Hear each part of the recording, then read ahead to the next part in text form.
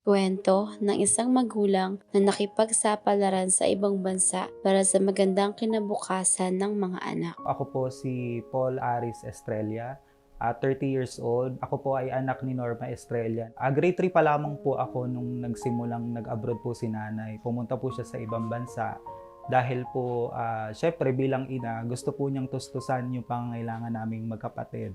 Elementary po ako noon at masasabi ko po na napakahirap lumaki sa isang tahanan na wala po yung nanay mo na nag-aalaga sa'yo.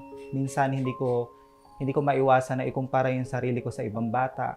Kasi bilang bata, syempre, gusto mo na nasa tabi mo lang yung nanay mo. Ako po si Norma Estrella, 55 years old.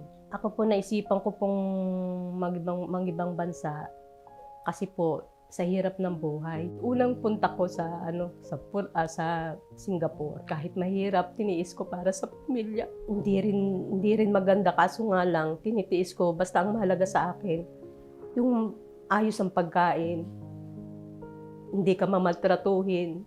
Padadalhan yung pamilya mo ng sahod mo kahit walang matira. Mahirap po siya kasi, imbes na ikaw yung inaalagaan ng nanay mo, ibang bata yung inaalagaan niya, ibang bata yung binabantayan niya. Every time na umuwi si nanay dito, naalala ko nga one time may nangyari sa van. Kasi every time na sinusundo namin siya sa airport, nag-aarkila kami ng van doon sa kapitbahay. Tapos, nagkaroon kami ng conversation ng nanay ko. Tinanong ko lang siya na, aalis ka ba ulit? Sabi ko.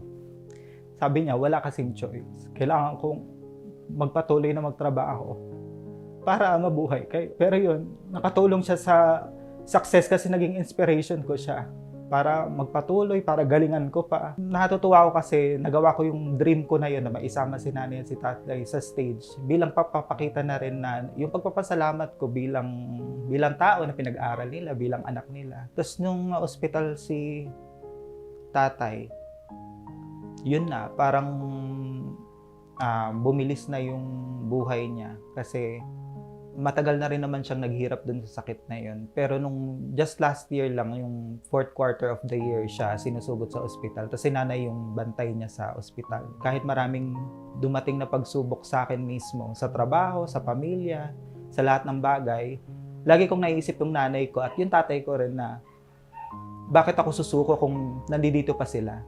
Lalo na nung namatay si tatay na sabi ko, hindi, kailangan ko magpatuloy kasi nandito pa yung nanay ko. Marami pa akong pangarap na gustong maabot para sa kanya. Nilike namin yung page niya sa Facebook para pag may mga promos, makita naming mag-ina.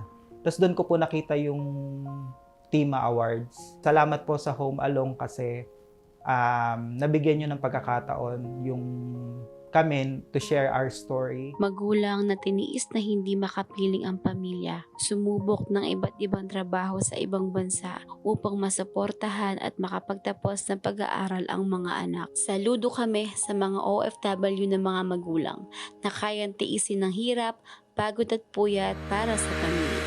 Congratulations, Nanay Norma! Isang magulang na nakipagsapalaran sa ibang bansa. Tiniis na hindi masilayan ang paglaki ng mga anak, naranasan ang hirap, pagod at puyat para mabigyan ng magandang kinabukasan ng iyong mga anak. At patuloy na lumalaban sa hamon ng buhay. Kaya naman, ito ang aming handog sa iyo. Home appliances mula kay Home Along and Assurance Philippines. Sana makatulong ito sa inyong pang-araw-araw.